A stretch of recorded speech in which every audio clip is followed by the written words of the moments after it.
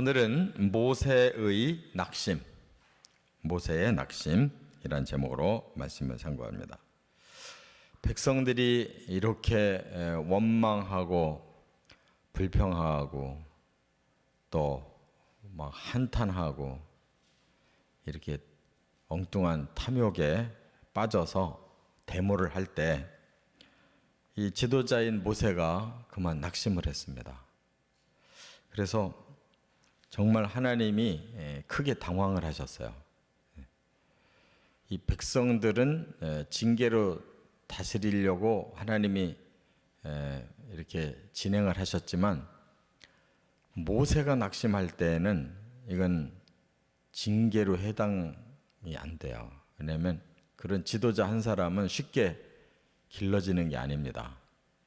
그렇기 때문에 만약에 모세가 여기서 중도에 이제 물러나게 되면 아주 이스라엘 공동체는 그야말로 진퇴양난이에요. 하나님이 이 모세의 낙심을 잘 이제 유도를 해서 결국 70명의 장로를 붙여줍니다. 그들에게도 성령을 줘요. 그래서 지도력을 강화를 시켜서 모세를 더 잘 이렇게 받들어 줄 수 있는 70명의 협력자를 세워서 이제 해결을 하시는데, 먼저 이 모세가 낙심한 문제를 오늘 본문에서 다루고 있어요. 그러니까 모세도 사람이고 또 그가 200만이 넘는 백성들의 그 원망 소리를 그냥 모두 다 떠안기에는 본인도 역부족이었어요. 그래서 이렇게 낙심을 했습니다. 근데 그 낙심이 세 가지 면으로 보여져요. 사람이 어떻게 무너지는가 하는 걸 우리가 알 수가 있어요. 첫째, 10절부터 11절에 보면 직임이 짐으로 느껴졌다 하는 거예요. 직임. 모세는 이스라엘의 영도자로 직임을 받았잖아요. 하나님이 임명했어요.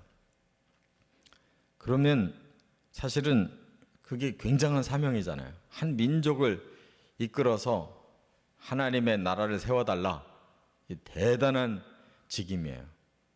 그러면 지금까지 어떻게 해왔느냐? 이 사명감으로 해온 거죠. 이 사명에는 권한도 따르고 능력도 따르고 또 거기에는 백성들의 신뢰도 따르고 본인도 보람이 있고 이래서 일을 한 겁니다. 근데 이게 전부 다 무너졌어요. 직임이 이제는 짐으로 느껴져요. 짐. 사명이 아니라 무거운 짐을 지고 있다고 느껴지니까 이게 시간이 갈수록 도저히 감당이 안 되는 거예요. 점점 지치고. 이게 마사라고 그러는데 이 짐이라고 하면 그때부터는 일을 못 해요. 그래서 권한이 이제는 의무로 바뀝니다. 내가 이것도 할 수 있고 저것도 할 수 있고 막 힘이 나서 비전을 세워가던 사람이 이제는 이것도 저것도 이제 다 막히는 거예요. 그래서 너무 무거운 거예요. 의무감을 느끼니까. 그 다음에 전에는 막 능력도 나타났잖아요. 막 기적도 일으키고 그러니까 뭐가 능력이 따르니까 했는데 지금은 그렇게 아우성을 치는데 자기는 하나도 할 수가 없는 거예요. 무능함을 느낀 거예요. 또 전에는 백성들이 다 따라왔기 때문에 말 한마디만 해도 움직였는데 지금은 전 백성들이 데모를 하니까 완전히 불신임을 당한 거예요. 그래서 지금까지 하던 그 보람이 완전히 다 고통으로 바뀐 겁니다. 지도자의 마음이 이런 거죠. 훌륭한 지도자든 못된 지도자든 일단 이런 한계 상황은 다 느껴요. 그래서 이렇게 직임이 짐이 돼버렸다는 거. 그럼 못하는 겁니다. 그래서 쉬어야 되는 거예요. 하나님 일도 그냥 의무감에서 계속하면 지쳐서 못해요. 그래서 교역자들도 7년 일하면 안식년을 주는 게 맞는 거예요. 그런 것을 전혀 무시하면 목회가 상승하는 게 아니라 점점 까부러지는 겁니다. 이 리더십이 살아나야 돼요. 리더십. 그래서 히브리 13장에도 보면 그런 말을 했죠. 그 하나님이 일을 맡긴 그런 사람들에게 순종하고 복종해라. 그들이 그냥 할 수 없이 그냥 억지로 일하도록 하지 말고 힘을 줘서 일을 하게 해라. 모세도 지금 최선을 다해서 하다가 지금 꼬꾸라졌어요. 두 번째, 12절부터 14절에 보면 능력의 한계가 느껴졌다 하는 거예요. 이 모세가 그동안 많은 기적을 일으켰잖아요. 물론 자기 능력이 아니었지만 그것이 어떻든 현장에서 일어났고 하나하나 다 해결됐잖아요. 근데 지금은 막 울부짖고 아우성을 치는데 어떻게 할 도리가 없는 거예요. 하나님도 가만히 계시고. 그러니까 자기 능력에 이제 한계가 왔어요. 그래서 지금 모세가 이렇게 말하잖아요. 제가 이들을 배에다가 뱄습니까? 이들을 낳습니까? 내가 이들을 책임지고 길러야 될 애비입니까? 이거 너무 무거워서 못하겠습니다. 포용할 그런 자신감이 없어져 버렸어요. 모세도 이제 마음이 커지고 있는 과정인데 아비의 마음을 품기에는 아직 부족한 거예요. 이들을 내가 낳고 길러서 정말 귀하게 세워야 되겠다 이런 마음이 아직 없어요. 모세도. 그러니까 리더가 되려면 아비가 돼야 되는데 그 자식이 거저 크는 게 아니라 힘든 거 다 뒷감당해줘야 자식이 크는데 그러기에는 역부족이라는 거예요. 그래서 리더십은 능력이 뭐냐? 아비의 마음을 품는 것이 리더십이다. 그것이 아직 길러지지 않을 때에는 이렇게 한계가 온다는 거예요. 그래서 책임이 너무 중하여 감당치 못하겠습니다. 너무 중해서 감당치 못하겠대요.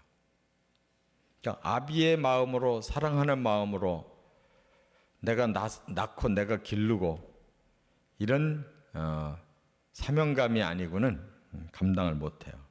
또 더구나 그들이 지금 고기가 먹고 싶다 그러는데 이 광야에 200만 명이 넘는 사람들이 먹을 고기가 어디 있습니까?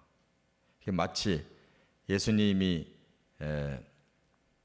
그 광야에서 설교를 하시다가 2박 3일이 지나갔어요. 은혜는 받았는데 그들이 배가 고파가지고 못 견딜 지경이 됐을 때 예수님이 그들을 먹여야 되는데 제자들을 보고 너희가 먹을 걸 줘라 그러니까 우리가 어떻게 합니까?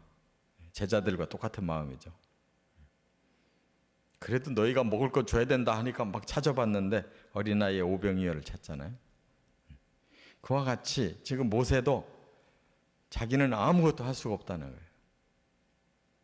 이렇게 능력의 한계가 느껴지면 더 이상 할 수가 없어요. 끝으로 세 번째 15절에 보니까 죽는 것이 은혜라고 느껴졌다는 거예요. 이제 하나님 임원하면 됐으니까 이제 저를 죽여주십시오. 그게 은혜입니다. 이 자리에서 명예롭게 죽어서 끝나야지 더 험한 꼴 보기 전에 이제 그만 물러나고 싶다는 거예요. 사람이 이제 끝이 뭐냐? 죽음이에요. 끝이. 그런데 이미 자기는 마음이 죽었어요. 몸도 죽여달라는 거예요. 이게 바로 낙심이라는 겁니다.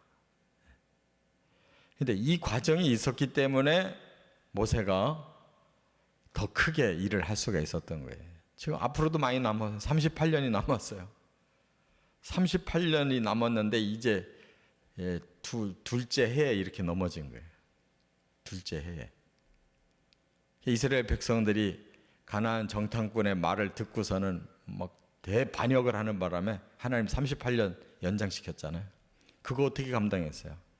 이 초반에 모세가 다시 이걸 겪어가지고 업그레이드가 됐기 때문에 감당한 거예요. 38년을. 이 두 번째 해, 제 2년에 이미 넘어졌어요. 우리도 하나님의 사람으로 하나님의 일을 한다는 것이 쉬운 게 아니고 지도자가 된다는 것이 이런 과정을 극복해야 된다는 거.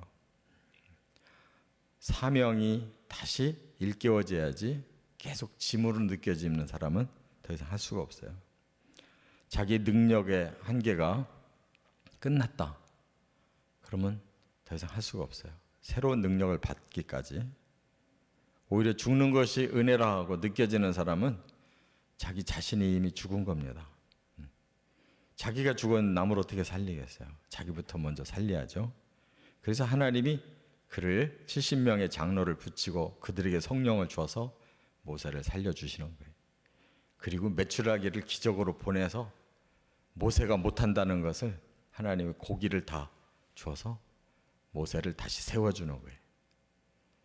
이렇게 우리도 하나님의 일을 하나님이 또 우리에게 주시는 그런 새로운 체험, 이런 하나님의 은혜를 통해서 승리해 나가시기를 주의 이름으로 축원합니다.